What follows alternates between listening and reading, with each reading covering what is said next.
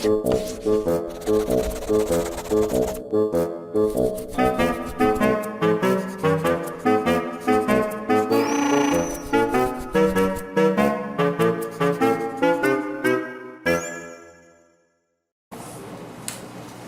you fastened your seatbelts? Okay. I will talk about, yes, war and self-animalization. So we will have many clips to see, and okay, I start on let's say, general remarks about this topic. So let's start from this very simple, probably simple proposition. War tends to make animals out of those who are involved in it. Too simple because it is just an imaginary proposition. That is a way, just a way of saying things, or trying to put words on the devastating and traumatic effects of war. For nobody, that is, no human being becomes an animal at war, properly speaking, from the experience of war, and this for good. Besides, animals do not make war. They do not torture. They do not force prisoners into slave labor, into prostitution. So this is just a human way of naming unhumane or barbarian human practices. That is a way of describing how humanity is snatched from its moral or civilized condition as it is plunged into the turmoil of war. The name and the image of the animal is, properly speaking, taken hostage on the occasion of these language games around animals, having animals as a stake.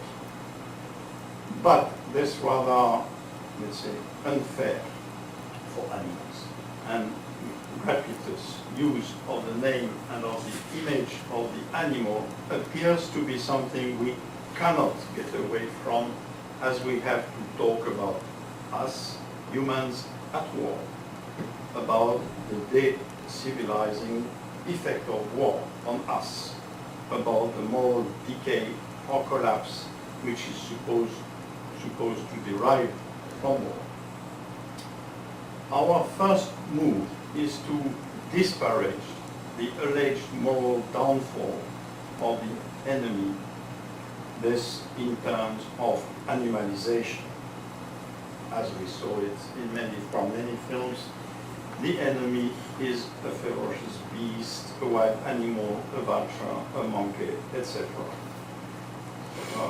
Okay, we saw this in all the propaganda mobilization films shot in Hollywood during the war, but as well in Japanese films shot at the time the US Air Force destroyed many cities all over Japan. So, okay, this we already met. But what I would like to talk about, and which is new, is what happened in the wake, in the post-war situation, as another use of the name, of the image of the animal appears. Self-animalization, what I call self-animalization. The protagonists of the war, direct or indirect, ask themselves after the war, what has this war made out of us? To what level of abjection has it brought us down? And as soon as this kind of questioning springs up in the post-war context, be it in the context of a defeat or of a victory, the actors and witnesses turn again to animals, names and images, asking questions like, how is it or how was it possible that we became such beasts, that is, that we perpetrated such horrible crimes or stooped so low as to eat human flesh? In such a context, the animalizing imagination begins to prosper again, but from the reverse angle. It's not the animality of the enemy which is then at issue, but one's own metamorphosis into an animal in the process of war. So this is the question I would like to study today. The ordeals and sufferings the defeated part has to go through are a very fertile ground for this kind of move. How to put words and images on the fate of a people which went to war with such great expectations and which, I mean Japan of course, some years later had to embrace defeat in a field of ruins and had to obey his new master. In its subjective and emotional dimension, this collapse and humiliation is fitted to be associated with images borrowed from animal condition. As you will see in the two first examples, I have taken the question, how can we, that is as a people, as a nation, as a spiritual community, have sunk so low, is immediately, appears to be immediately convertible into image, in animal terms and images. And this all the more since cinematic, filmic apparatus is at work. So you see how a traumatized soldier of the emperor's defeated army becomes a snake. So this in Imamura's short film, September 11. Or you will see as well in Caterpillar how a maimed, mutilated Japanese soldier who has lost both arms and legs becomes a caterpillar, a wall. So let's begin with the analysis of Imamura's short film, The Snake Man. And this from a collective film which came from the initiative of a French producer called Alain Brossat 1 year after the Twin Towers event, this film being called September 11. You know, and I will come on that again, that Imamura is a director who is very important for our subject because we go in different films which are directly related with our subject, Black Rain, Dr. Akagi, Pigs and Battleships, among others. All these things dealing with the war in Eastern Asia and the Pacific, and dealing with the effects of this war on Japanese society. Imamura also has shot 2 documentary films on the Japanese soldiers during the war in the Pacific, which are called By Following Those Who Didn't Come Back. But I don't know anything about these films. I could not find them till now. Okay, so let's pass to the analysis of this film. First remark: 1 year after the attack on the Twin Towers in New York City, this French producer, Brigand, gives a free hand to some famous contemporary directors from various countries and asked them to shoot, each of them, a film which has to last exactly 11 minutes and 9 seconds. Short film placed this way under the sign of the event which took place in Manhattan 1 year before. Of course, most of the filmmakers invited by Brigand shot a film that is explicitly, directly related to the destruction of the towers and to the general Islamic terrorist issue. But Imamura doesn't do that. It takes things from another angle. It displaces this anniversary issue or effect in the direction of another date, hidden date, which is, in that case, the date of the capitulation of Japan, September 1945.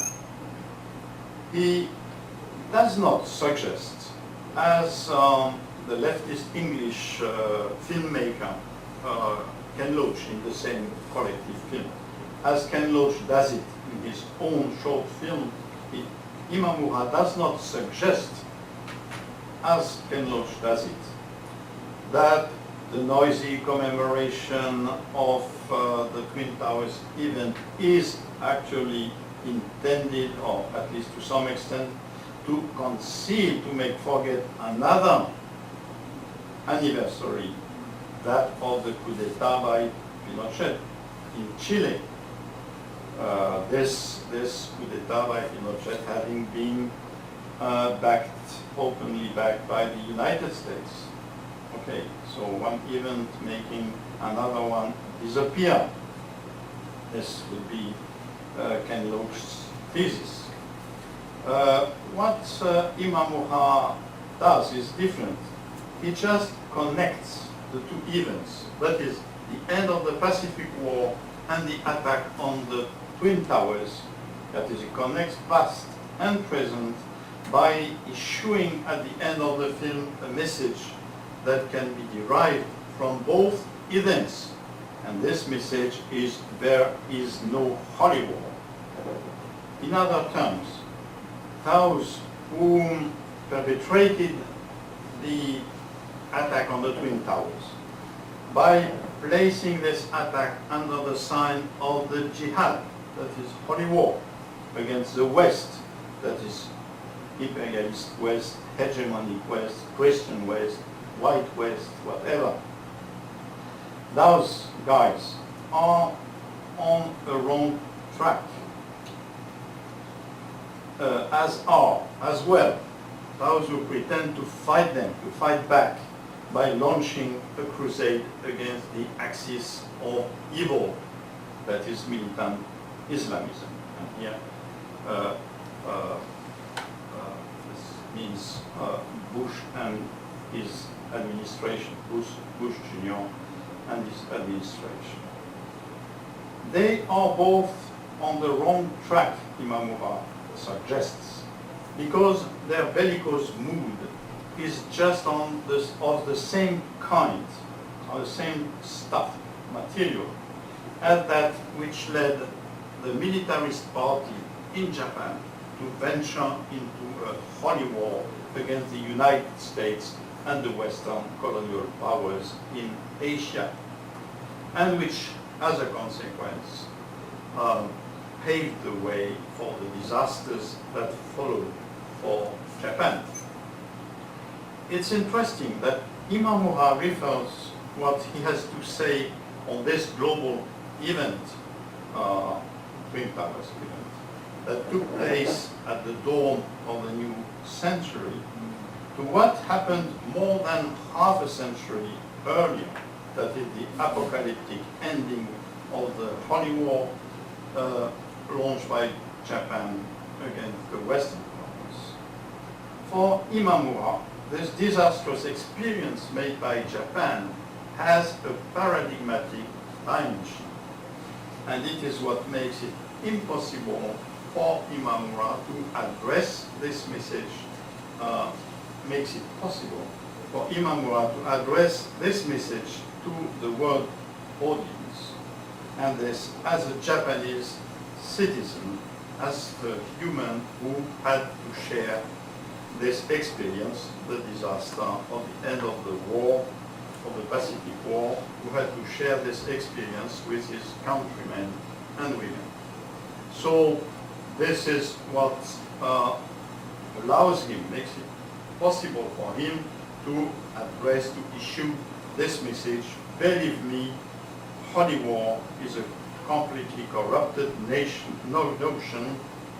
Never, ever have recourse to it, whatever the importance of the cause you have to promote might be. And this is for Imamura an indelible lesson from Japan's contemporary history.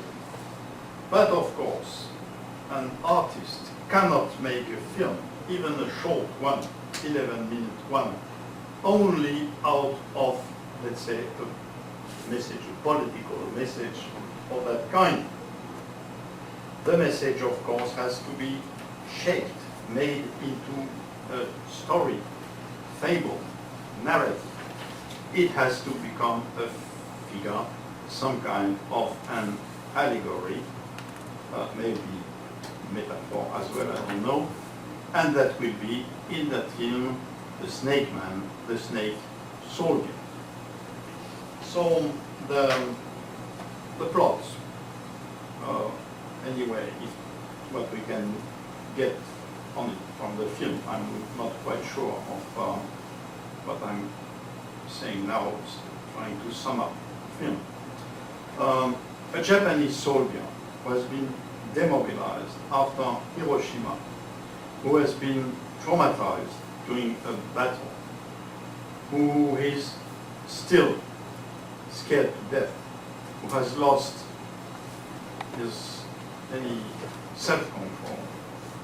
This human wretch has become a snake, a human snake, as he goes back home in a small village in the mountains. You will see how he drinks like a snake. He crawls on the ground in the dust. He bites his mother's hand as she tries to feed him. He hisses like a snake. He puts out his tongue like a snake. It's a real complete mimetic metamorphosis. Excellent actor's performance. Chased out his family's house for this reason. He attacks the neighbors' hens and calves in the pond. So as a consequence, the villagers make a search in order to catch him and maybe to kill him. Then he swallows rats, and having broken off with the human world, he slips into a river and disappears.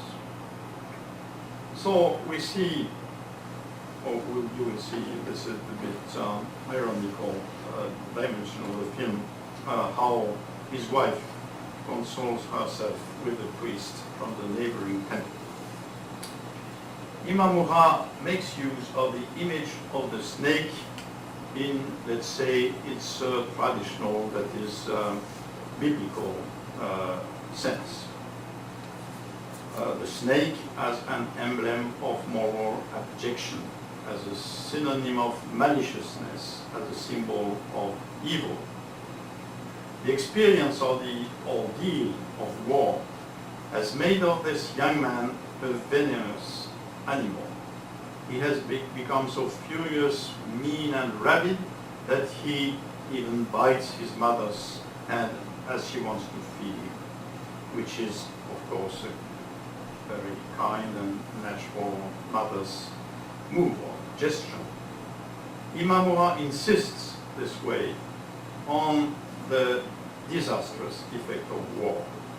War is basically a manufacture of misfits.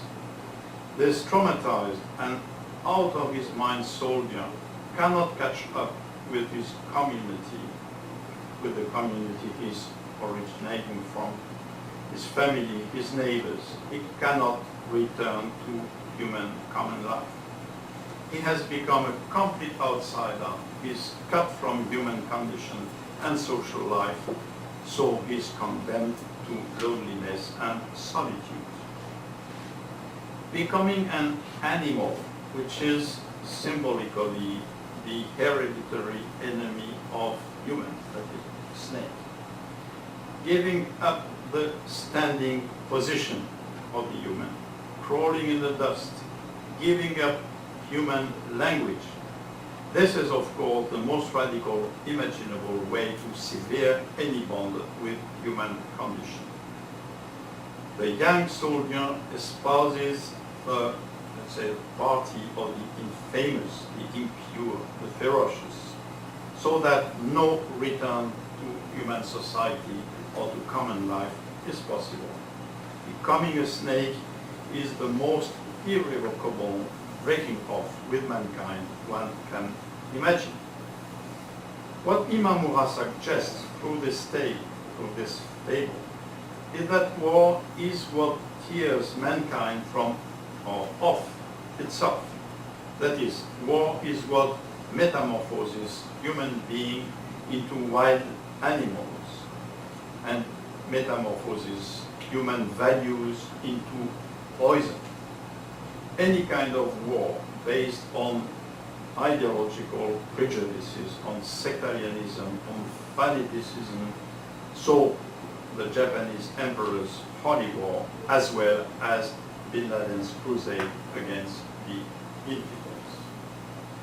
With this short film, Imamura revives the inspiration of radical pacifism, which is at work in motion films he shot previously, like Dr. Akagi and Black Rain, but as well this radical pacifism, which is at work in many other Japanese films from the 60s to the 90s of last century.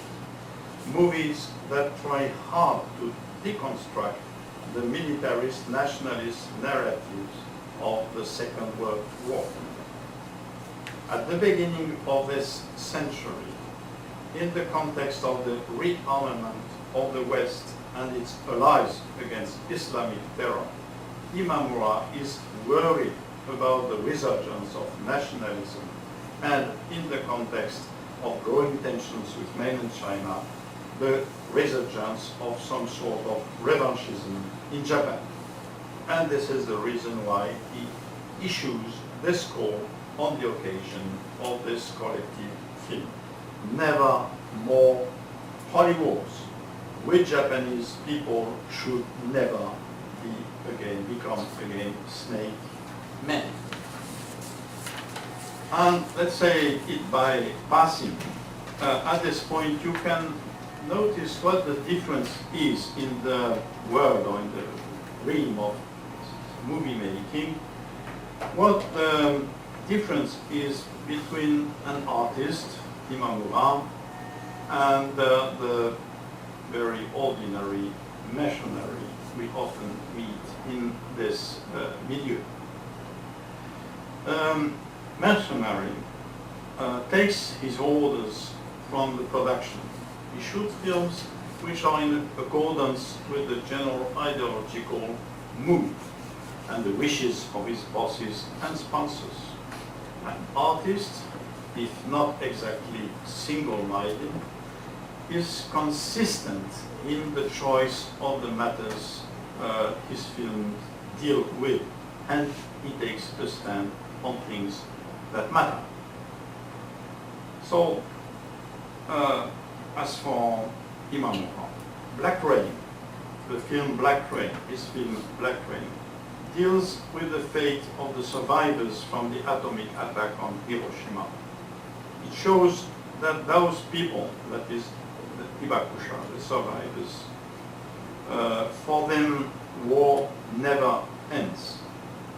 It is after the war an endless set of misfortunes, diseases, disillusion, and also discrimination. Dr. Akagi portrays a village physician during the war, who, being entirely devoted to his patients and being aware of the narrow relation which exists between war condition and current diseases, who for this reason necessarily conflicts with the military institution and the militarist spirit of the time. In this beautiful film, the patriotic militarist narrative of the heroic times of the war is deconstructed in a very quite ironical, sometimes very funny way, as war is constantly seen through the eyes of what we might call the other storyteller or narrator, that is simple villagers, children, a young prostitute who is in love with the doctor, and of course this humanist, very energetic physician, Dr. Akagi, which is a nickname which means Dr. Liver, who constantly insists on the relation between war hardships and all forms of hepatitis A, B, C, etc. So we can see how Imamura, from film to film, sets up a counter-narrative on war, which is radically pacifist humanist. This undertaking going through the invention or the promotion of new figures that embody a new view of war, a new angle, a new position for a counter-narrative. The Ibakusha is irradiated survivor of the atomic destruction of Hiroshima and Nagasaki, the village medical doctor, and finally, in some sort of a paradox of this deconstruction of the militarist nationalist narrative, the snake soldier. Since he has given up, the snake soldier, since he has given up living with humans and using human language, this nameless survivor from the war hardly can be called a narrator or a storyteller, but still, he is the most ultimate mute witness of war as a disaster for civilization, the most ultimate mute witness we can imagine. But in spite of this, being mute is embodying a position on this disaster, the position of the survivor, whose survival is worse than death, and whose survival, for this reason, can only be called a curse. So let's see this 11 minutes films now.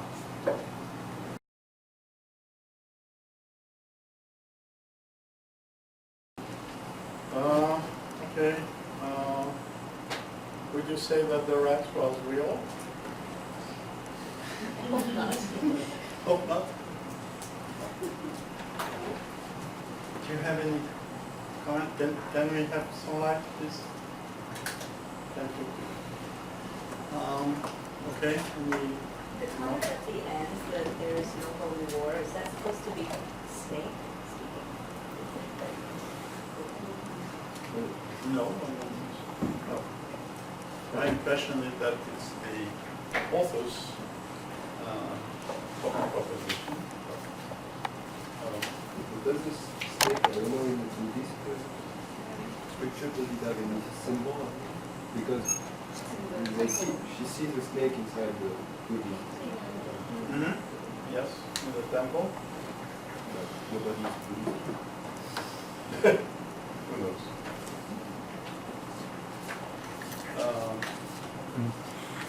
Somebody has something to say about the snake or the symbol? I'm just curious, are there any symbol for the chanting after he left his house, and then it's his mom, he then fall on the wall, and then she started to chant something. That sounds like They changed it at a funeral. yeah, sounds It's like Japanese funeral chant. that it means, maybe it means that he's dead to humans. That's why. Maybe.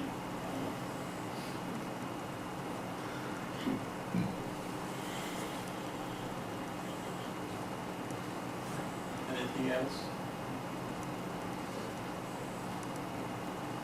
So let's go on about caterpillar. So caterpillar, yes, sometimes also called the God soldier. It's very close in terms of, let's say, plot to Imamura's film. It's about a soldier who, having been horribly mutilated during a battle, I said this already, having lost arms and legs, bearing, you will see, horrible scars on his face, and being only able to utter groans. This soldier, same way, has been brought back to his village in the mountains, where his wife has to take care of him, while he's celebrated, worshipped even by the villagers as a hero and a God soldier, and this is the result of the state propaganda. The filmmaker, and this is important, said that he had the idea of this film, he shot this film as an answer to Mishima's famous short story, which is, I think, a film too. How is it called? I forgot how it's called. But this short story in which Mishima describes in a very solemn and grandiloquent style the honor suicide of a young officer and his wife after a failed attempt by some of his friends, officers, young officers from the nationalist milieu. And this it takes place in the 30s in Mishima's novel. So on this, after a failed attempt to overthrow the government and replace it with a military dictatorship. So in this short novel, Mishima describes in detail the preparation for this lost samurai for his traditional seppuku. And all this story very distinctly in the style of Mishima, distinctly eulogizes the aristocratic sense of honor and sacrifice spirit of that young man and his wife. All this in the tone of the militarist, nationalist ideology, exactly what is coming back today in broad sections of Japanese society. So Caterpillar takes the opposite view on this matter. It shows how war brings forth human rights, which as survivors and living beings can only be compared to the lowest forms of life. And here we have another crawling animal that is caterpillar. War is what leaves human life maimed in body and soul. This film, Wakamatsu's film, borrows very much from a classic American movie on the First World War, which was shot by the communist filmmaker Dalton Trumbo. This film being called Johnny Got His Gun, and some of you have seen it, I imagine. In both films, the anti-war radical pacifist narrative makes use of the same powerful, impressive image, that is the image of the main body of a mutilated young soldier, and this, of course, in order to expose, denounce the horrors of war.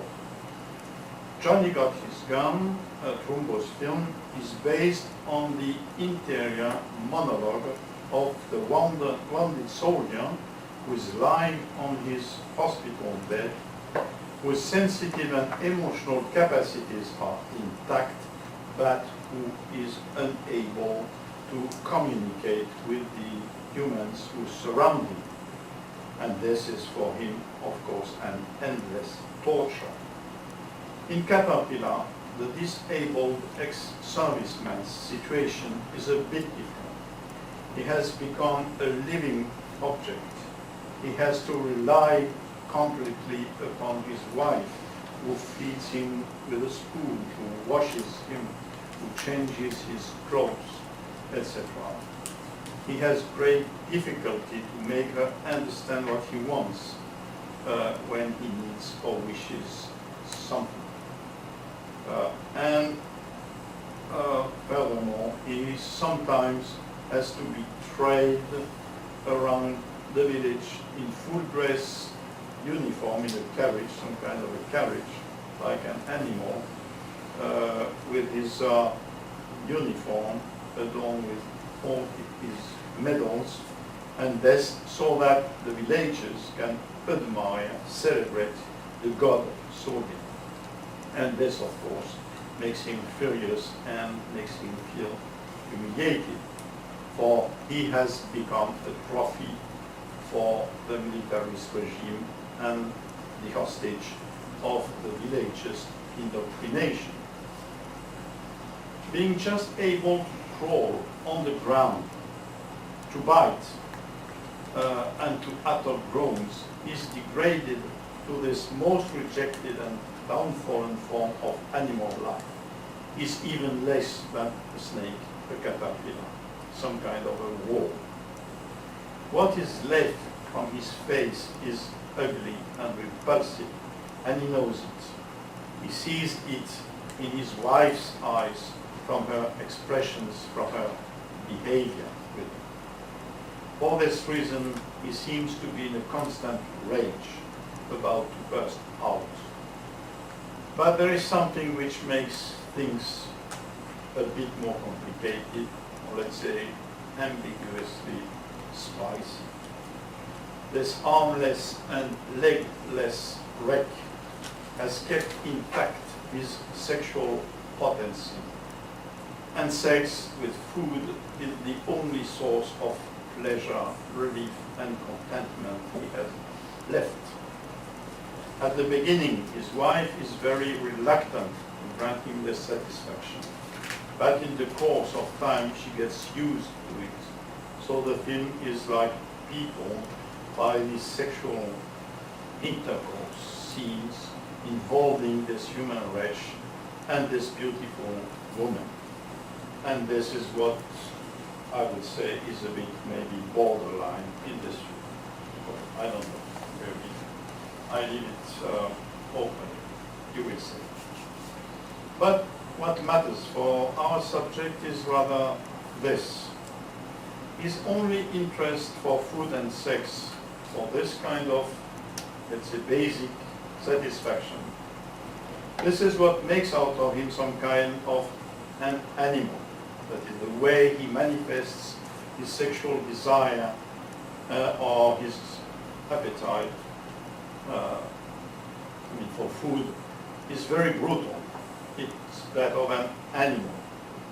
But once again, in the film, things are not so simple, because it happens that this animal also has a memory. And this memory of war is narrowly related to specific affects, that is shame, horror, and self-hate. The film presents here some kind of a double bound. That is, the more the god soldier sinks into moral solitude and despair, the more his sexual desire increases. Sexual intercourse has for him a comfort, a solace, a consolation. But the more he makes love, the more traumatic memories surface in his mind. Traumatic pictures of scenes of rape and massacre he was involved in at the time of the occupation of China. So progressively, sex becomes for him associated with terror, horror, and an intolerable moral suffering, guilt feelings. And then from this, he becomes impotent. His wife, with whom he cannot share this secret about the past, interprets this change of mood as a rejection, and it feeds in her a growing animosity towards her dearly husband. She remembers that before he left for the army, he used to be very brutal, to treat her badly, to humiliate her because she cannot have children, calling her names, hitting her. So she begins to take revenge, begins to beat him, insult him, curse him, treating him like an animal. So at that place, what the film suggests is that in such a context, animalization as a form of downfall is contagious. The woman thrown into a complete moral disarray by the curse that is hanging over her, because she has to take care of this human wretch alone, and she hates him as much as she pities him. This woman also tends to behave like some kind of an animal. So let's go back to finish on the very paradoxical situation of the mutilated soldier. As a war hero, he is a god, from the angle of society, as are all the soldiers who died in the name of the emperor in all the modern wars led by Japan, and whose souls are dwelling in the Yasukuni shrine in Tokyo. As such, this god has to be worshipped by his countrymen. His medals are constantly exhibited in his house, hanging on the wall close to the emperor and the empress's picture. That is, he is on top of the hierarchy of the living beings, much above ordinary human beings. But from his real, present, everyday, actual conditions, he's at the bottom of any form of life. That is his naked life, his desolate life, bare life. He's a worm, he's a caterpillar. And this double condition as a god and as a caterpillar is something he cannot stand, cannot accept. This kind of survival which is imposed upon him is the source for him of unbearable moral suffering and humiliation. So the only escaping line is suicide, a very paradoxical exit or ending, as you will see, because, as you know, animals do not commit suicide. But being what he is, his voluntary death has to be and can only be animal-like. You will see this at the end of the film. Imamura, as you remember from the short film, leaves the end of the film, or his film, open. Does the snake soldier crawl into the torrent, into the stream in order to drown himself, or in order to begin some kind of a new life, wild life, free life that is free from mankind? having severed any bond with mankind. Actually, we do not know. The end is open. In Caterpillar, the end of the film is distinctly placed under the sign of desolation. Of course, life will continue in the village for the others, but for this young man, war was just hell till the end. It made out of him a beast, that is a war criminal during the war, and then it made out of him an animal, a caterpillar. So again, war was for him an inescapable and definitive curse. So okay, now we will see some parts of the film.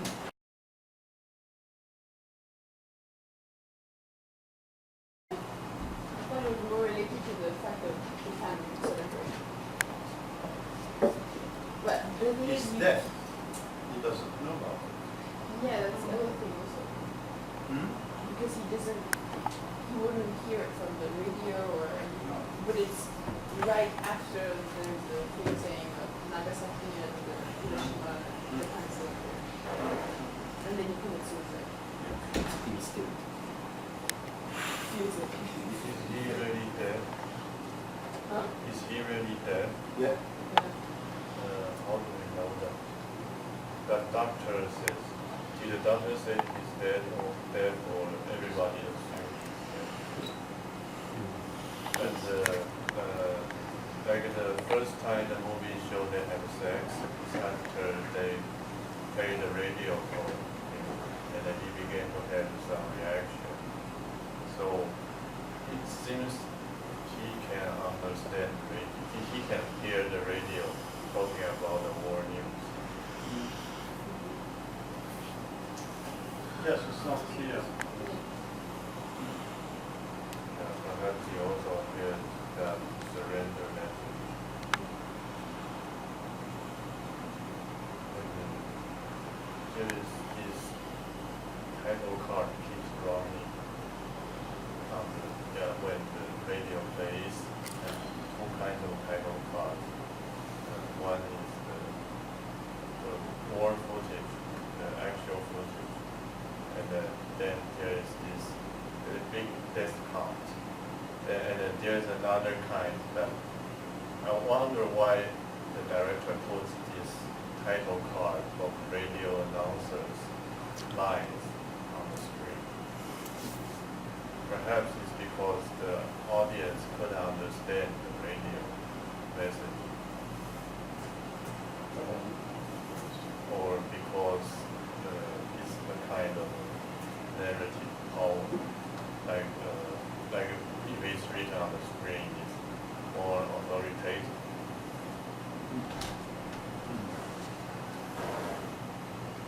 Then there is another kind of title card, apparently anti-war, and then counting the victims, and then commenting this and all that. So it's like the director himself put those cards in. And then why would the director compare Kurosawa to Class BC war criminals, and then combine the actual footage of playing in the movie, put this footage in the movie. And he also put the actual footage of the emperor with their own on-set footage of that photo on their cabinet, on their desk. The photo of emperor couple hang on their wall as a war medal, as a war, what do you call that, gift, prize, memorial. And it's like he mix the actual footage with their own set, their own produced footage.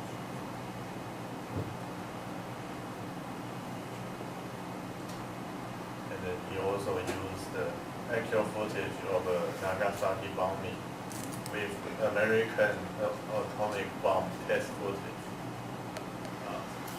And where did they get those piles of skulls?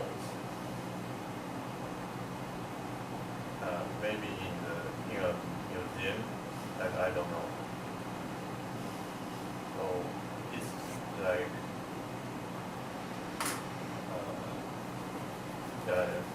it's like the director has something to say himself. He doesn't just want to just tell the story simple. And he has his own argument. I think that by using these documentary pictures, he wants to stress the political, militant dimension of his film. It's not only just a story of fable or something, it's related, it's directly related to politics. He wants to insist on the message, which is very openly anti-military, militarist, anti-war, and extremely critical in relation with the political power, even the emperor himself. The scene, the pictures, he chooses from the famous emperor's speech, and okay, people.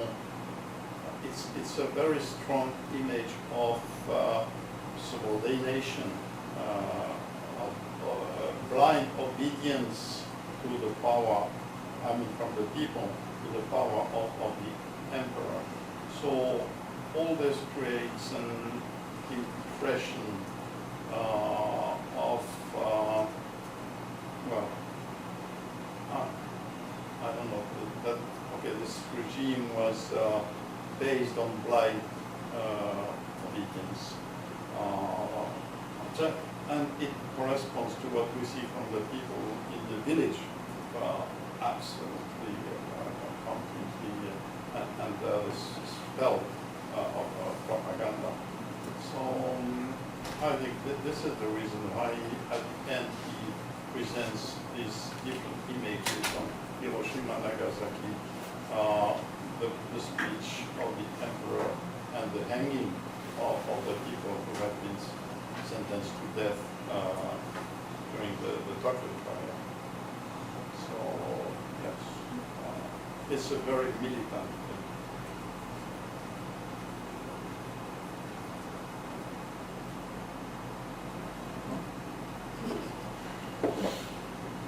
Okay, wait. Now just very quickly, I would like to show you a brief clip on cannibalism. So I said just a few words on it, and then we pass to Daniel's presentation. So, okay, yes, we are talking about animalization. That is, next week I will talk more in details about animal becoming in a completely different sense of what we saw today, that is in relation with the French philosopher Gilles Deleuze, that is what Deleuze calls devenir animal becoming. Okay, animalization, till now we talked about animalization as a form of degradation, decline, downfall of the human being. And of course, another issue which is raised in different Japanese films on this, always about the question, what kind of animals have we become during this war? It is the very sensitive issue of cannibalism, eating human flesh at the end of the war in different theaters of the war in Southeast Asia, New Guinea, but not only. And of course, this question is completely taboo for nationalist, self-apologizing narratives. Japanese side. And conversely, it is an occasion for critical, radical pacifists or even anti-militarist narratives to attack the hardline attitude of the Japanese militarists, or criticize the brutality of the military discipline, the indifference of the high command of the officers to the fate of rank-and-file soldiers, and this in particular during the last weeks of the war. And okay, I will just show a brief scene on this from a film called Under the Flag of the Rising Sun, film by Kenji Fukasaku. But just before that, a short remark. If we think a bit about it, the relation between animalization and cannibalism is not so evident, because after all, animals as a rule are not cannibals. In the common sense.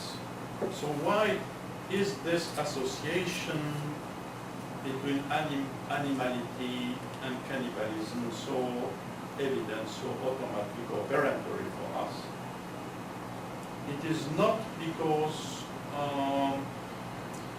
let's say, human cannibals would eat raw human meat, that is doing like animals, eating raw flesh.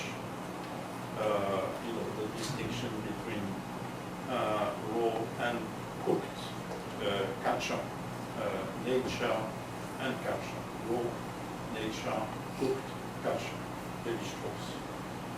Because you will see in this film that the cannibal soldier grills the human arm before eating it, exactly the same way Friday and his tribesmen in Robinson Crusoe do it.